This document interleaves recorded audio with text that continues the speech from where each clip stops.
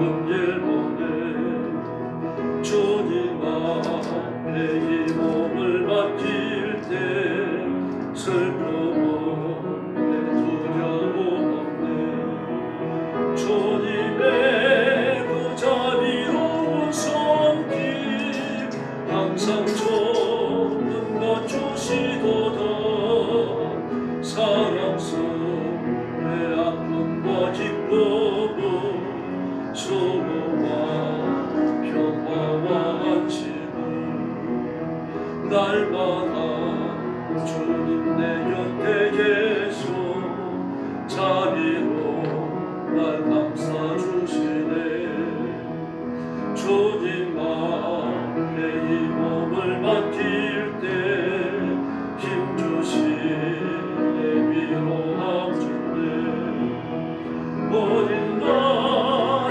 품에 안으시사 항상 평안함 주시도다 내가 살아 숨을 쉬는 동안 살피시라 약속하셨네 인생의 어려운 순간마다 주의 약속 생각해 보네 내 맘속에 믿음 잃지 않고 말씀 속에 위로를 얻네 주님의 도우심 바라보며 모든 어려움 주시도다 흘러가는 순간순간마다 주님 약속 새겨봅니다 3절 부릅니다 인생의 어려운 순간마다 주의 약속 생각해 보네 내 맘속에 믿음 잃지 않고 말씀 속에 위로를 얻네 주님의 보며 모든 어려움이 이기도다 흘러가는 순간순간마다 주님 약속 새겨봅니다 할렐루야 경배 308장입니다 내가 어둠 속에서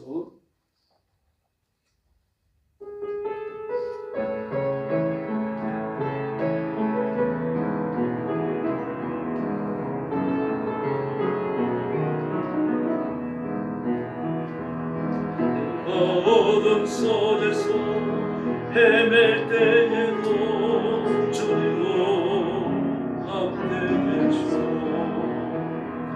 내가 시험 당하여 괴로울 때도 주님 함께 계셔 기뻐 찬양하네 할렐루야 할렐루야 우리 모두 찬양 할렐루야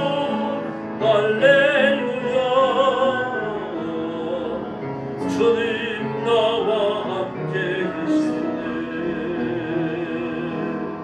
내가 은밀한 곳에서 기도할 때도 주님은 함께 계셔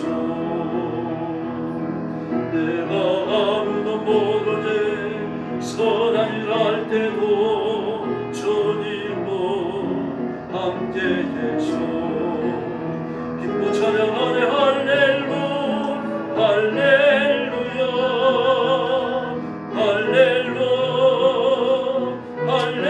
할렐루야 우리 모두 찬양 할렐루야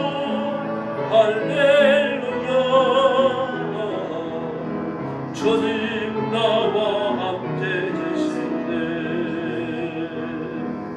힘이 없고 연약한 사람 떠내게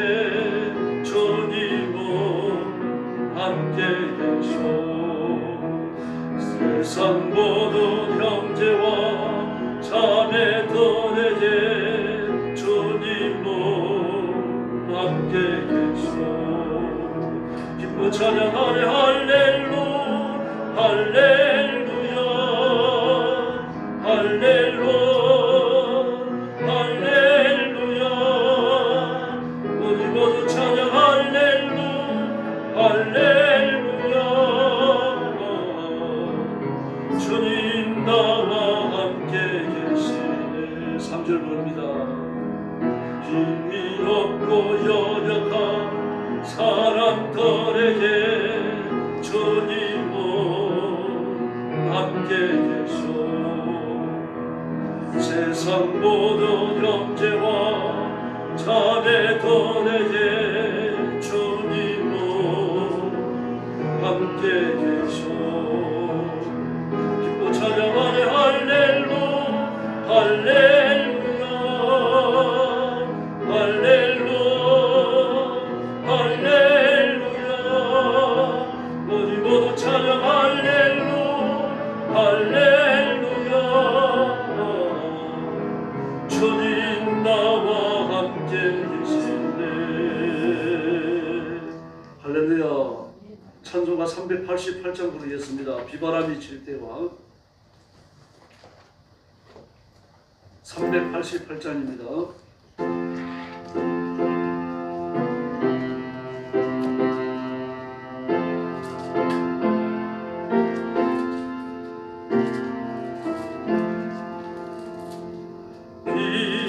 비바람이 칠 때와 물결과 빌 때에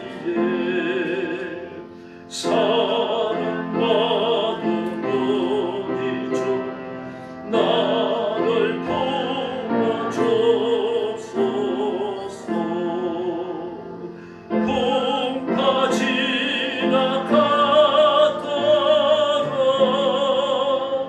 나를 숨겨 주시고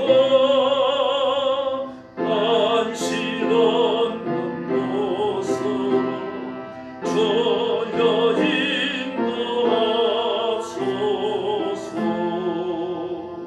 나의 영혼 피할 때 예수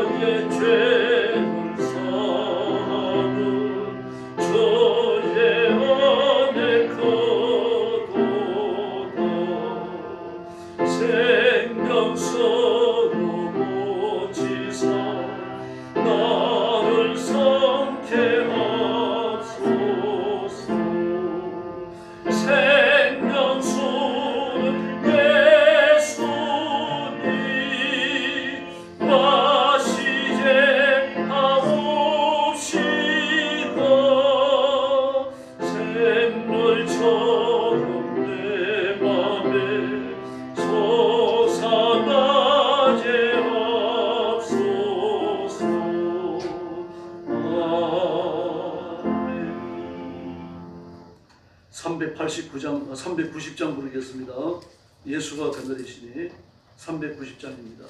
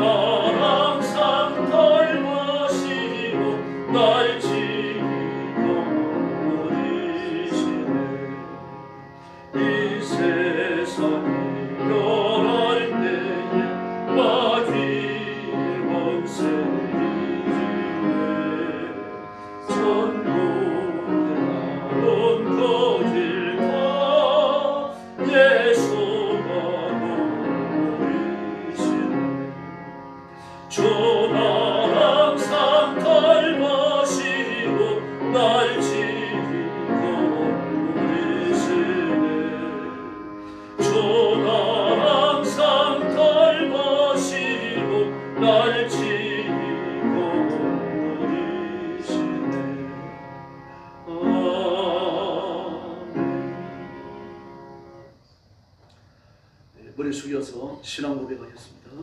나는 전능하신 아버지 하나님, 천지의 창조주를 믿습니다. 나는 그의 유일하신 아들, 우리 주 예수 그리스도를 믿습니다. 그는 성령으로 잉태되어 동정녀 마리아에게서 나시고 본디오 빌라도에게 고난을 받아 십자가에 못 박혀 죽으시고 장사된 지 사흘 만에 죽은 자 가운데서 다시 살아나셨으며 하늘에 오르시어 전능하신 아버지 하나님 우편에 앉아 계시다가 거기로부터 살아있는 자와 죽은 자를 심판하러 오십니다. 나는 성령을 믿으며 거룩한 공교회와 성도의 교제와 죄를 용서받는 것과 몸의 부활과 영생을 믿습니다. 아멘. 자비로우신 아버지 감사합니다. 오늘도 주 앞에 엎드려 경배와 찬양을 바치는 사랑하는 성도들을 기억하시고 하늘 문을 여시고 복 내려 주시옵소서. 그 마음의 감사와 감격과 하나님을 향하는 찬양과 찬사가 그치지 않게 해주시고 우리 온 마음과 생명을 다하여 하나님을 높이는 이 거룩한 일에 진려가도록 역사해 주시옵소서. 오늘도 하나님의 말씀을 사모하며 하나님의 음성 듣기를 원합니다. 주의 성령께서 권능으로 임하여 저희들 위해 하늘의 새 힘과 하나님의 거룩한 뜻을 펼쳐서 깨닫게 하여 주시옵소서. 전능하신 아버지, 오늘도 온 세상에서 복음 전하는 선교사님들, 주의 종들, 사랑하는 성도들을 기억하시고 눈동자처럼 지켜주시며 그 가정과 가족을 보호하시고 험난한 시험과 시련과 억압과 학대와 박해를 견뎌내고 끝까지 복음 전하며 하나님 앞에 온 충성을 다하도록 역사해 주시옵소서. 오늘도 주의 성령께서 크게 역사해 주시기를 원하옵고 예수님의 이름으로 간절히 기도 올려옵나이다. 아멘. 하나님의 말씀 공독하겠습니다. 욥기 28장입니다. 1절부터 11절까지 구약성경 787페이지입니다.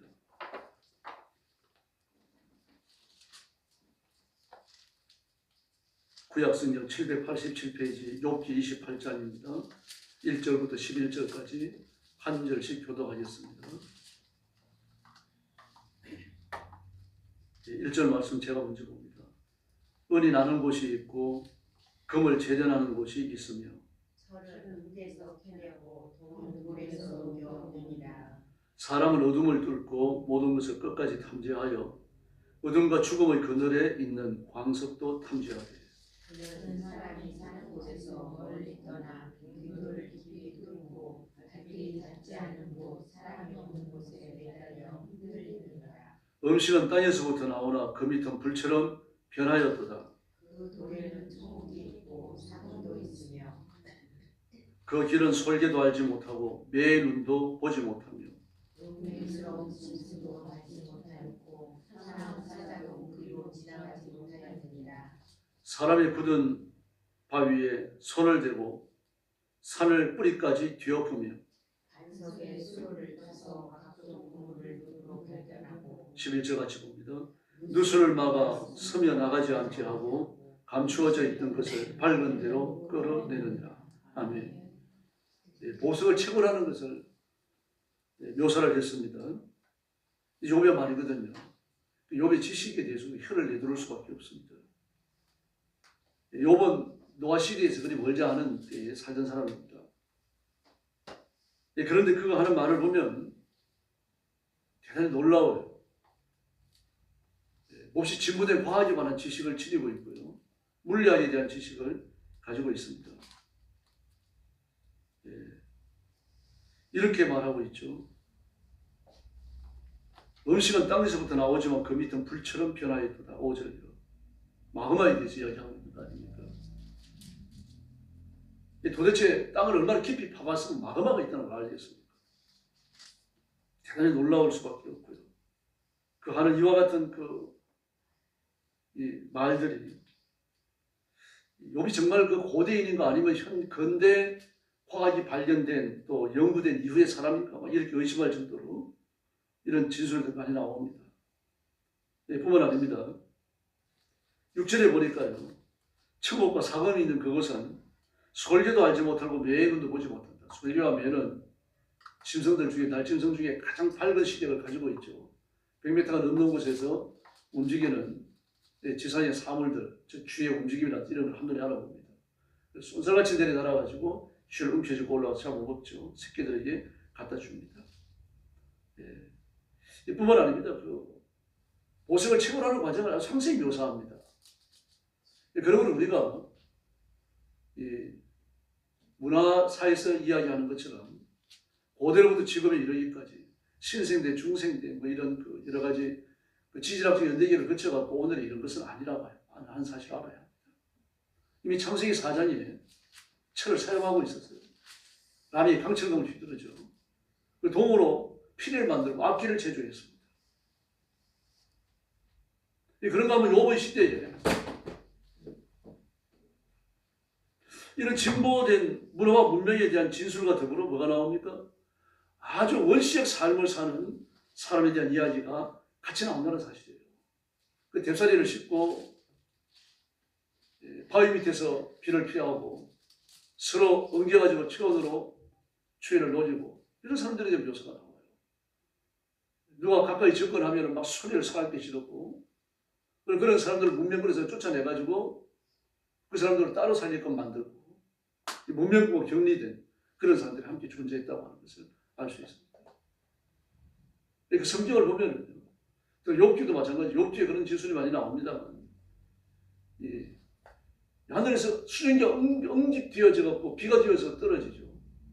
그것이 다시 시내에 담지고 호수에 담지고 강물에 담겨가지고 흘러내려가다가 다시 수증기가 되어져서 하늘로 올라가서 그리고 그 수증기가 응집되어지고 다시 비가 되어서 떨어지는 물의 순환이거든요. 우리의 순환구조를 밝힌 게 근대과학이 발견되면서부터입니다. 근대과학이 발전하면서부터 이게 발견되어져요. 그러면 근대과학이 발전하기 이전에는 물의 순환이라는 개념 자체가 없었어요. 근데 욥기서에 보면 물의 순환 체계가 나오거든요. 물을 하늘에 꼬아가지고 하늘로 올리신다. 그리고 그것을 하늘 큰 물의 보자기 같은 게 쌓아두셨다가 하나님께서 그것을 다시 터뜨려가지고 비가 되어지고 땅에 떨어지게 만든다. 물의 순환의 원리는 이런 식으로 설명을 합니다. 하늘에 대해서도 마찬가지입니다. 삼성과 묘성을 네가 아느냐. 그리고 별 무리에 관해서 이야기하고 있죠. 이 별들의 군집 행성에 관해서 이야기하고 있는 거거든요. 그러므로 그 당시에 이미 그 하늘에 대한 상세한 관찰이 있었고, 그리고 그 나름대로 어느 별자리가 어느 곳에 위치했는지 그걸 알고 있었다는 이야기입니다. 그 대단히 지혜롭죠. 이런 지혜를 가진 사람이 욥이었고 욥의 친구들이었어요. 그런데 어떻습니까? 욥이 지혜를 발견하기가 얼마나 힘이 든지 보석을 채굴하는 과정에 비교하는 겁니다. 지금요. 그래서 인간이 아무리 노력을 하고 애를 쓰고 그래서 지혜를 얻었다고 하더라도 창조주, 온 우주의 주인이신 하나님의 지혜와 비교해보면 그건 아무것도 아니라는 얘기입니다. 왜 이런 얘기를 합니까? 욥이 이런 이야기를 하는 이유는 너희들이 지혜가 있다고 하면 죄를 지은 자만이 벌을 받는다고 하는 이 간단한 원리 하나를 가지고 모든 죄인들, 모든 고통당하는 사람들을 네가 정죄하느냐. 그 이야기입니다. 지금. 그 말을 하고 싶은 거예요. 네가 지혜 있다고 말하면서 막 하나님이 이 세상을 다스리시는 그 통치의 원리 모든 걸 다 꿰뚫고 있다라고 너희들이 진술하는데 정말 너희들이 하나님의 지혜를 가졌느냐. 이렇게 되묻고 있는 거예요. 나는 너희들이 아는 것처럼 그렇게 무시무시한 죄를 짓지 않았다. 설사 내가 죄를 지었다고 치자. 하나님 앞에 내가 불의하다는 사실을 알고 있다. 달이라도 광명치 못하고 달이라도 명랑치 못하고 해라도 광명치 못하다는 사실을 내가 알고 있다. 그런데 하물며 구덩이 같은 인간이겠느냐. 이렇게 불의하고 무지한 자가 나가 그런 나라고 해가지고 하나님께서 나를 이렇게 쥐잡듯이 잡는 것이 옳으냐. 그 이유를 너희들이 아느냐. 그런 하나님의 마음을 너희들이 어떻게 깨닫느냐. 좀 이 질문을 던지는 거예요. 내가 하나님 앞에서 죄인이다. 그러나 너희 앞에서 죄인이 아니다. 그럼에도 불구하고 너희들도 당하지 않는 너희들만큼 또 너희가 더 나은 의인인데도 불구하고 너희들은 겪지 않는 고난과 재난과 시험의 모진 괴로움을 나는 겪고 있는데 이 원리, 이 하나님께서 이렇게 통치하시는 그 원리, 그 모든 것을 네가 안단 말이냐. 네가 하나님의 지혜를 가졌단 말이냐. 이 질문을 하고 있는 거예요. 여기 자신의 의로움을 변명하는 말이 아닙니다. 그 친구들이 너무하기 때문에요. 어쩌면 위로하러 와가지고 이렇게 쥐 잡는 것처럼 도둑을 잡는 것처럼 말입니다. 죄의 나라를 막 넘쳐마는 것처럼 말입니다. 나를 이렇게 난도질할 수가 있느냐. 내가 죄를 지었다는 사실을 이런 원리를 제시해보고 저런 원리를 제시해봐도 죄가 없으니까 나중에는 죄를 만들어가지고 덮어 씌우잖아요. 욥에게요. 이게 너희들이 말하는 지혜예요. 지금 이겁니다. 그래서 인간의 지혜나 인간의 존재나 경험이나 지식이나 죽음으로도 지혜를 발견할 수 없다. 읽지 않았습니다만 20절부터 22절까지의 진술입니다. 오직 지혜의 주인은 하나님이신 줄로 믿습니다. 하나님이 지혜의 근거이시고 지혜의 근원이시고 지혜의 보고이시고 지혜를 주시는 분입니다. 그러므로 하나님 앞에 나오지 않는다면 지혜를 얻을 수 없어요. 진정한 지혜는 그러므로 그리스도 안에서만 발견됩니다. 참된 지혜가 뭡니까? 하나님을 아는 것입니다. 하나님을 경유하는 것이 지혜의 근본인 것을 그렇게 말했죠. 신명기에 말했습니다. 이 말이 여러 번 반복됩니다. 약간씩 변형된 말들도 나옵니다만 결국 하나님을 아는 것, 하나님께서 구원자가 되신다는 것, 하나님이 온 세상의 창조주이시며 통치자라는 사실을 아는 것, 그게 지혜라는 말입니다. 하나님이 주시는 지혜가 아니면 이걸 발견할 수 없다는 얘기죠. 그래서 하나님이 주시는 것을 누리고 하나님이 주시는 것을 먹고 하나님이 주시는 건강을 내 마음껏 사용을 하면서도 하나님 앞에 감사 안 하잖아요. 악한 영들에게, 마귀에게 무릎을 꿇고 이름도 될 수 없는 그런 악한 영들 앞에 숭배를 바치고 헌신을 바치고 그러지 않습니까? 하나님을 아는 것, 하나님의 구원을 이해하는 것, 바로 이런 미스테리라고 했습니다. 이 펼쳐줘서 읽어줘도 모른다는 이야기인데 왜 모릅니까? 하나님의 지혜가 임하지 않았기 때문에요. 하나님의 지혜가 임하지 아니하니까 하나님의 구원을 깨달을 수 있도록 역사하지 아니하시니까요. 은혜를 주지 아니하시니까 못 깨닫는 겁니다.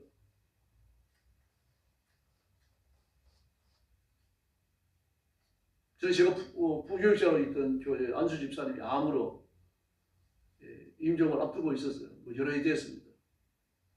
그러니까 곧 돌아가실 것 같아요. 그런데 구원에 관한 확신이 없습니다. 그래서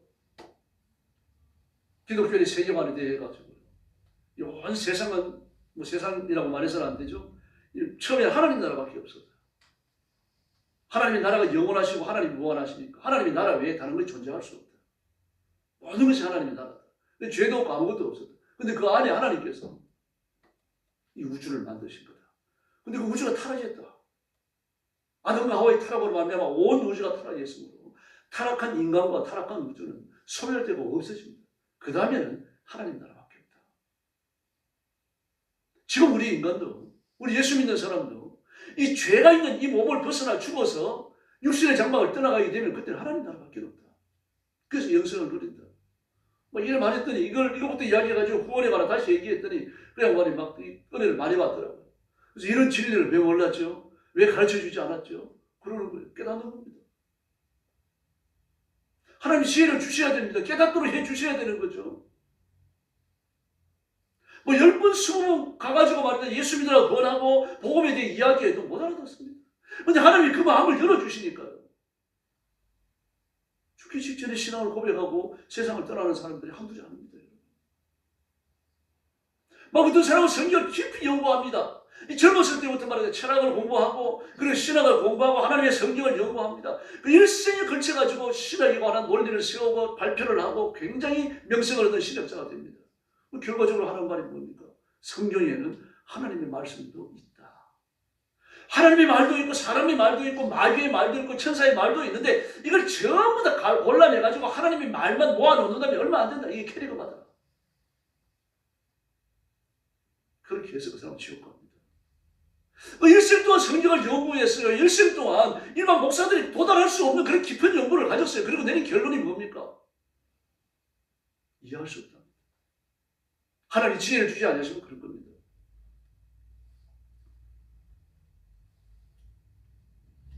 예수를 구주로 믿는 건요. 우연이 아닙니다, 여러분. 교회를 나오다 보니까 믿어지는 게 아니죠.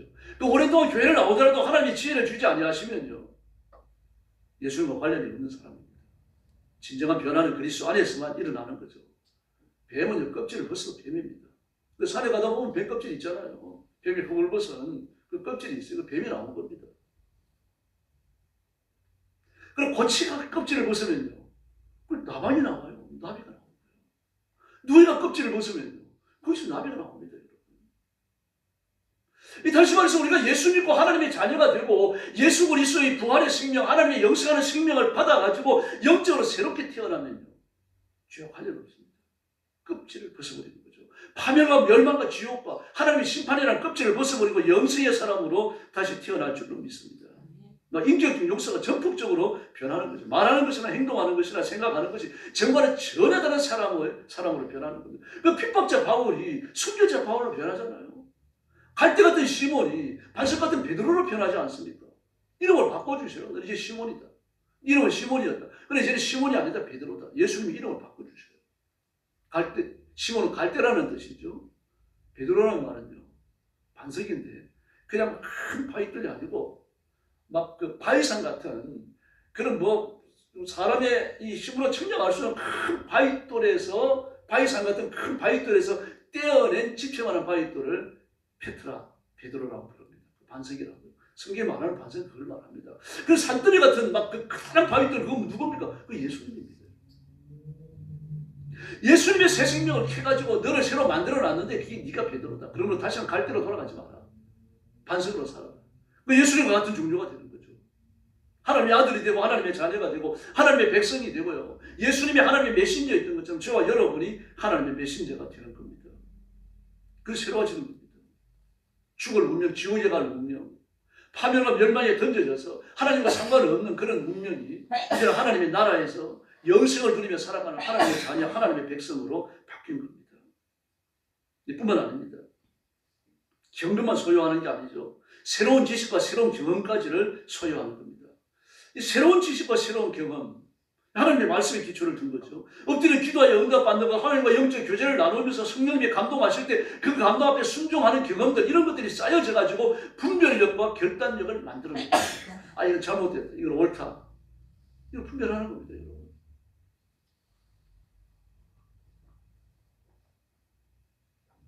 윤석열 대통령의 탄핵이 인용되었습니다. 파면됐어요. 이렇지 이렇게 되지 않을까 염려하면서 기도했습니다. 저는요. 뭐 대법관을 50억을 주고 구설을 내는 사람들인데 그 헌재 판결을 바꾸는 거예요. 일도 아니죠. 더구나 헌재 그 대장이 누구였어요?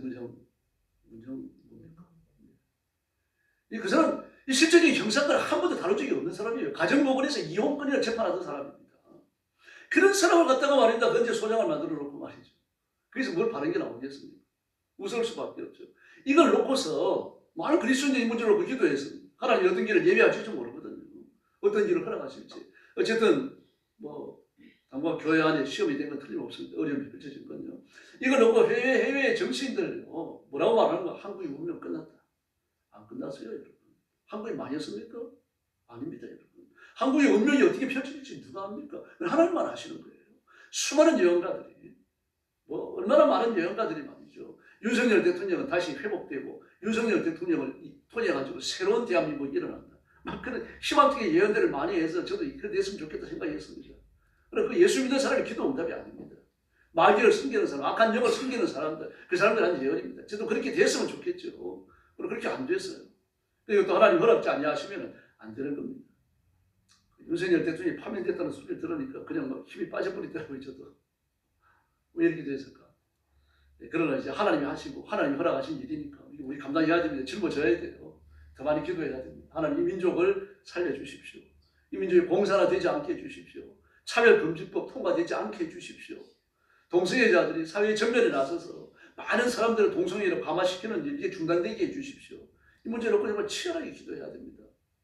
여러분. 근데 이 모든 것들이 뭡니까? 이 모든 것들이 옳고 그른지를 분별하는 분별력 말입니다. 판단하는 판단력이 어디에 옵니까? 하나님의 말씀에서 나온 거 아닙니까? 딴 데서 나온 게 아닙니다, 여러분. 우리가 하나님의 말씀대로 이 세상을 바라보니까 우리가 성령의 감동을 따라 인생을 살아가다 보니까 그게 부딪혀서 반대되는 것들이 나오지 않습니까? 성경과 반대되는 거거든요. 이건 비성경적인 게 아니라 반성경적이에요. 모종희 목사님도 우리 이찬수 목사님도 공산주의를 용인하는 설교를 합니다. 그런 분들이요. 뭐 제가 유튜브에서 하나씩 읽어봤습니다. 둘 다. 뭐 그런 설교 여러 번 했다 그런 데는 한 번씩밖에 못 봤어요. 그럼 그리스도인으로서 그돈 낳고 하나님의 자녀라면 공산주의를 용인할 수가 없어요, 여러분. 피 터질 때까지 생명을 내놓을 때까지 싸워야 될 마귀의 도구입니다. 공산주의는요. 왜 그렇습니까? 해결의 정반합으로 발전하는 역사 철학의 원리를 진리로 받아들였기 때문입니다. 민주주의는 실패했고 실패한 민주주의를 바로 세우는 것이 공산주의인데 공산주의를 받아들이는 그 순간 민주주의에서 용인하던 모든 종교를 다 포기해야 됩니다.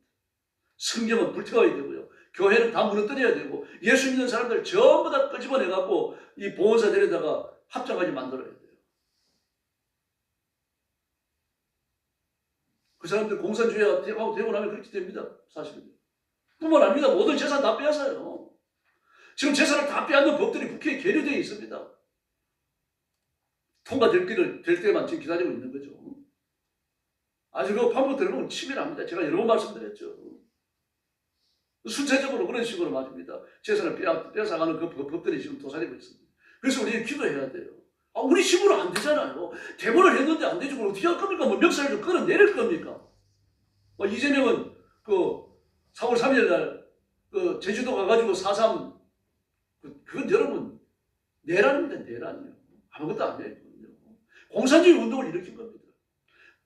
박은영을 추종하는 자들이 공산주의 혁명을 일으켰는데 그 공산주의 혁명자들을 탄압하는 과정에서 양민들이 많이 학살을 많이 했어요. 그걸 바로 봐야죠. 그니 가가지고 또 한 번 이 난민을 대한민국 사람들을 학살하기 위해 가지고 윤석열 정부는 5,000명, 10,000명을 죽이기 위해서 시체 목줄을 다 사놨다. 이제 총을 가지고 총알을 준비해갖고 정부가 싸워야 된다. 막 총과 총알을 준비해야 된다고 선동을 했어요. 이런 판인데 말입니다. 그들 직군에는 무슨 일이 벌어지겠습니까? 그러나 하나님이 어떤 길을 예비하셨는지 우리 예측하지 못합니다. 지금 우리 코드를 올리고 있는 건 틀림없어요. 그래서 기도해야 됩니다. 하나님 앞에. 여러분, 지금 정권이 공산주의를 추종하는 자들이 찾게 되어지면요, 1차적인 희생자는 기독교인입니다. 교회예요. 저와 여러분이에요. 그래서 기도하셔야 됩니다. 뭐 세상이 끝난 것처럼 절망할 필요는 없어요. 뭐 그렇다 그래가지고 정권이 바뀌었다 그래가지고 이 나라가 뭐 하루아침에 공산주의가 되는 것도 아닙니다. 여러 해 시간이 흘러가면서 점차 그렇게 바뀌었거든요. 그래서 기도해야 됩니다. 하나님이 여전히 살아계십니다. 우리는 하나님의 지혜를 따르지 못합니다. 하나님이 왜 이런 어려움을 허락하시는지 우리 예측하지 못해요. 제가 여러 번 말씀드렸죠. 하나님은요, 우리의 일생을 파노라마로 보십니다. 한 장의 그림으로 보셔요. 태어나면서 죽을 때까지 어떤 길을 가지고 어디에 가가지고 무엇을 통과하고 어떤 강을 건너가지고 어디에 도달할지 하나님은 한눈에 보고 계셔요. 마찬가지입니다. 대한민국이 어떻게 발전해 나갈지, 어떻게 소멸될지, 하나님, 예수님이 재림하시는 그날까지 살아남을지 그거 하나님께 다 보고 계십니다. 그리고 이런 환란도 교회가 이겨내도록 예비하신 길이 있는 줄로 저는 확신합니다. 그리고 우리 나라와 민족을 위해서 기도하고 엎드리십시오. 하나님 지혜를 구하십시다. 예, 오늘 읽지 않았습니다만 그 15절 말씀을 보면요, 하나님을 향하여 항변하는 것과 비슷하죠. 그 친구들은 욥이 죄가 있다고 말하는데 욥은 뭐라고 말합니까? 자신의 처지를 항변하고 있지 않습니까? 하박국의 항변과도 비슷한 거죠. 예측할 수 있는 결과라는 얘기입니다. 내가 이런 결과를 예측하지 않았다. 내가 죄를 짓지 않았기 때문에 내가 이렇게 죄를 하나님 앞에 매를 맞더라도 이렇게 극심하고 말은 이 도무지 상상할 수 없는 큰 매를 맞으리라고 난 예측도 안 했다. 지금 그 이야기 하고 있는 거잖아요. 아나니아와 삽비라 부부가 밭을 팔아가지고 일부를 감추고 일부를 하나님 앞에 바치면서 자신들이 저주받아 죽을까 예측이나 했습니까? 그런 일이 벌어졌어요, 여러분. 그럼 그 이후에 그런 사람이 없었겠습니까? 있었지만 그들은 괜찮았어요. 근데 아나니아와 삽비라는 심판의 제물이 되어졌어요. 초막절 7기록을 범한 여자를 보십시오. 초막절입니다. 다른 날도 아니고 초막절 8일째 되는 날 가장 그 절기에 있어가지고 큰 날입니다, 여러분. 그 큰 날에 고의적으로 남자를 시켜가지고 돈을 주고 성전 안에서 7기명을 범하게 만들고 그 전에 급섭해서 남자를 도망가도록 놔주고 여자만 붙들고 예수님 앞으로 온 거예요. 그 여자가 자기 앞에 그런 길이 예비되어졌는데 예측이나 했겠습니까? 그럼 우리는 윤석열 대통령이 탄핵당할지 모른다는, 파면당할지 모른다고 하는 예측을 했었잖아요. 그런 걸 호들갑 뜰 거 없습니다, 여러분. 그래서 하나님의 은혜, 하나님의 자비를 구해야 되고 하나님의 능력과 하나님의 권능을 구해야 됩니다. 솔로몬은 지혜를 깨닫기 위해 세상 이치를 살폈어요. 그래서 세상 이치를 살핀다고 이 지혜가 있는 게 아니죠. 지혜는 하나님께로부터만 나오는 겁니다. 이 온 세상의 주권자, 주관자, 통치자가 하나님이시기 때문에요. 하나님을 의지하고 하나님을 믿고 하나님이 하시는 일을 내가 수용하고 받아들이며 인생을 살피다 보면요, 하나님과 같은 지혜로운 분이 생기는 겁니다.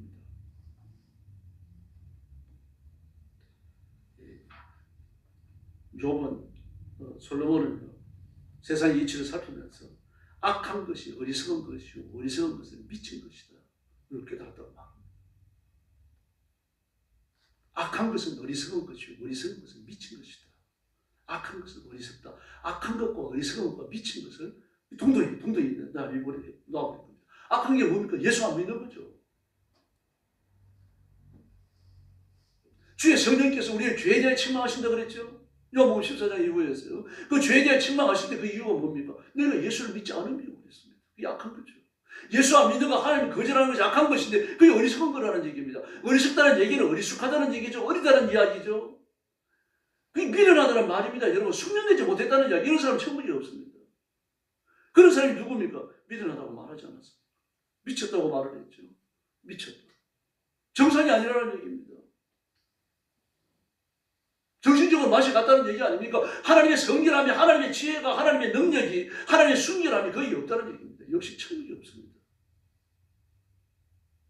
세상 이치를 잘 살펴도 하나님의 의에 이르지 못하는 것을 발견할 수 있다는 것을 이야기했죠. 그럼 그것은 거듭난 사람의 눈이 돼야 보는 겁니다. 거듭나지 못한 사람은 그거 못 봐요, 여러분. 그 철학자들이 하나님을 발견 못하는 이유가 거기 있는 겁니다. 참 대단히 심오한 겁니다, 여러분. 여러분, 그러나 철학을 통해서 하나님을 발견 못해요. 눈을 열어주셔야 됩니다. 이제 하나님의 은혜를 발견하는 것이고 구원의 길에 들어서는 것이고 하나님의 자비를 덧입게 되는 줄로 믿습니다.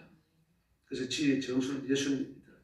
인간의 필요적 한계를 깨닫고 하나님 앞에 엎드리는 사람, 지혜를 배우려고 노력하는 사람, 그래서 여전히 말씀을 읽고 말씀 앞에 무릎을 꿇고 악의 창고를 부러워하지 아니하며 하나님의 의만을 쫓아가야 됩니다. 시30편에 나오잖아요. 악을 행하면 잘 되는 자들을 부러워하지 말라. 우리 직면에서 민족적으로 지금 악을 행하면 잘 되는 사람이 나왔잖아요. 지금 의를 행하면서 폭삭망한 사람이 나왔어요. 그럼 뭐라고 말합니까? 악을 행하면 잘 되는 사람을 부러워하지 말라고 말씀하십니다. 이걸로 분별하셔야 돼요. 그래서 깨닫는 마음으로 하나님 앞에 엎드리시고 하나님의 은혜와 자비를 구해 주시기를 바랍니다. 전도서 7장 15절을 보니까 내 허무한 날을 사는 동안 내가 그 모든 일을 살펴보았더니 자기의 의로움에도 불구하고 멸망하는 의인이 있고 자기의 악행에도 불구하고 장수하는 악인이 있다. 여기에 직면한 겁니다. 그 딴 사람이 아니라 자기 자신이 전도서 7장 15절에 딱 걸려버린 거예요. 걸리고 나니까 당황스러운 겁니다. 정리가 안 돼요. 고난을 당하다가 일찍 죽는 의인이 있고 장수하면서 잘 사는 악인이 있더라. 내가 이거 이해하지 못했다.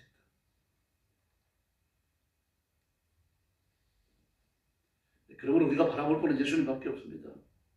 세상을 바라보면 휘말려 들어가게 되어 있는데 우리가 말씀에 굳게 서서 엎드려 기도하고 성령님의 감동에 순종하게 되면 절대로 휘말려 들어가지 않습니다. 오히려 분별하고 판단하게 되는 거죠. 정죄하고 버리고 성경적 진리를 쫓아갈 수 있게 됩니다. 오늘 새벽 엎드려서 하나님 앞에 참된 지혜를 달라고 구하시기를 바랍니다. 닥쳐온 시련을 두려워하지 말고 하나님의 은총과 자비와 능력과 권능을 구해야 됩니다. 현대 교육학은요, 사람이 성장하는 과정, 교육하는 과정에서 견디기 어려워하는 강도가 있는 위기와 혼란 그리고 어려움을 겪도록 해야 된다. 교육이라는 걸 하라고 권합니다. 그래야 사람이 강하게 자란다. 현대 교육학에서 가르치는 겁니다. 만약에 그러지 아니하고 자녀들을 편안하고 쾌락이 방만하며 무사단이라게 기른다고 하면 그들은 바른 인격을 가질 수 없다. 우리나라가 그게 직면해 있습니다. 여러분도 그게 직면해 있는 거죠. 환란 속에서 기쁠 리가 없습니다. 고난 속에서 기쁠 리가 없습니다. 그러나 이기고 견디면 승리에 이르게 될 줄로 믿습니다. 여러분 자신이 환란을 이겨내고 승리하고 하나님의 복을 쟁취하기 위해서 우리 민족이 위기를 또 극복하기 위해서 기도하십시다. 그리고 이 시대에 하나님께 쓰임받는 일꾼들이 되기를 예수님의 이름으로 축원합니다. 기도하겠습니다. 자비로우신 아버지 감사합니다. 형제들아 너희가 여러 가지 시험을 만나거든 기쁘게 여기라. 믿음의 시련이 인내를 만들어내는 줄 알민이라고 말씀하셨는데 우리가 예수 믿으면서 여러 가지 어려움을 겪습니다. 몇 날 며칠 알아눕기도 하고 사람에게 상처를 받기도 하고 예측하지 못했던 일이 일어나가지고 내가 낙심에 떨어질 때도 있습니다.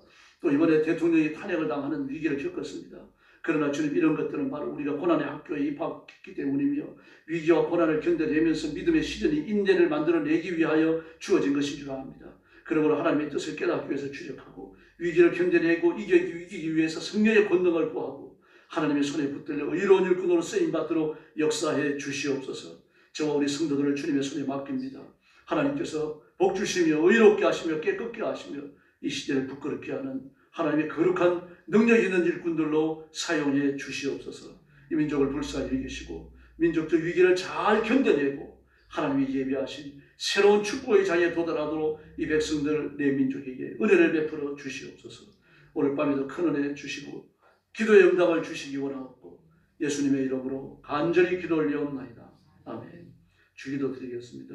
하늘에 계신 우리 아버지, 아버지의 이름을 거룩하게 하시며 아버지의 나라가 오게 하시며 아버지의 뜻이 하늘에서와 같이 땅에서도 이루어지게 하소서. 오늘 우리에게 일용할 양식을 주시고 우리가 우리에게 잘못한 사람을 용서하여 준 것 같이 우리 죄를 용서하여 주시고 우리를 시험에 빠지지 않게 하시고 악에서 구하소서. 나라와 권능과 영광이 영원히 아버지의 것입니다. 아멘. 찬송가 138장 부르고 합심 기도하겠습니다. 기도 제목 먼저 드립니다. 자신의 영성을 위해서 기도하시기를 바랍니다. 이 세상에서 가장 우선하는 하나님의 목적은 저와 여러분입니다. 여러분 한 분 한 분이 하나님의 목적입니다. 그리고 교회가 하나님의 목적입니다. 세상의 모든 역사는 하나님의 거룩한 백성들, 하나님의 거룩한 교회를 정점으로 흘러갑니다. 그래서 교회를 전단하고 성도들을 새롭게 하고 복을 주시고 더 높은 데로 이끌기 위해서 하나님의 시대를 허락하십니다. 이런 원리를 깨닫고 자신의 영성을 위해서 기도하십시오. 성령 충만함을 구하시고 믿음의 부여함을 구하시고 성경적 분별력과 판단력, 그리고 잘못된 걸 정죄하지 않은 당당함과 용기를 구하시고 하나님의 말씀의 대안을 제시하고 내가 그것을 실천하고 따라가도록 자신의 뜨거운 영성을 위해서 부르짖기를 바랍니다. 특별히 성령의 은사를 구하시기를 바랍니다. 성령의 기름 부으심을 구하시고 내가 짊어진 인생의 여러 가지 문제들이 깨어져 나가도록 하나님의 특별한 은혜를 구하시기를 바랍니다. 여러분 가정을 위해서 부르짖기를 바랍니다. 그리고 교회를 위해서도 기도해 주세요.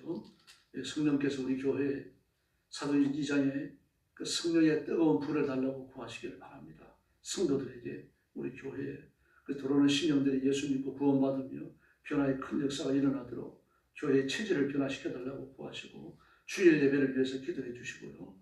또 몸이 아픈 성도들을 위해서 기도해 주시기 바랍니다.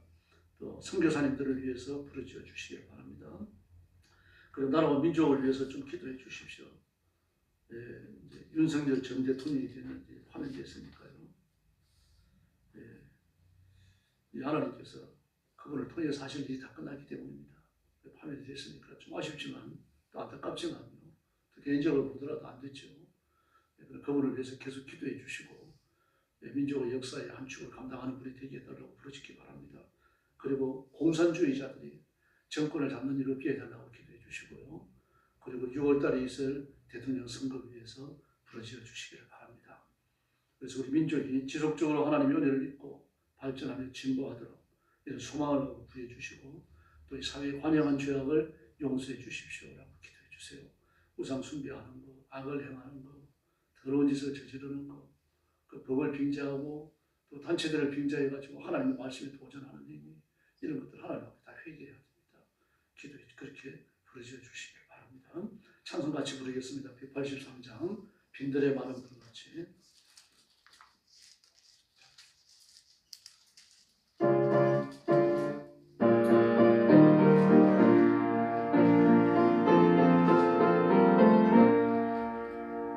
빈들의 마른 불같이 시도는 나의 영혼 주님이 약속한 성령 간절히 기다리네. 가물함의 마른 땅에 단비를 내리시던 성령의 단비를 부어 새 생명 주옵소서. 반가운 빗소리 떨며 상처이 춤을 추네. 공기로 내리는 성령 내게도 주옵소서. 가물함의 마른 땅에 단비를 내리시는 성령의 단비를 부어 새 생명 주옵소서. 철바람 우로를 내려 저녁이 무성하니 갈급한 내 심령 위에 성령을 부어소서. 가물함의 마른 땅에 단비를 내리시고 성령의 단비를 부어 새 생명 주옵소서.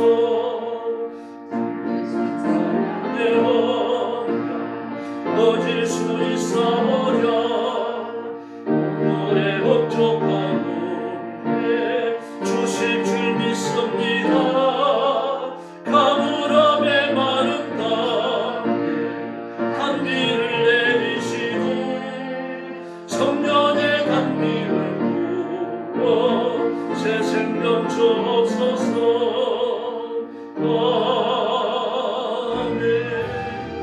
기도하겠습니다. 참여하신 아버지 감사합니다. 오늘 밤도 저희를 주 앞으로 불러주시고 엎드려 경배하며 찬양하며 하나님 앞에 모시게 하시니 감사합니다. 이 시간 살아가는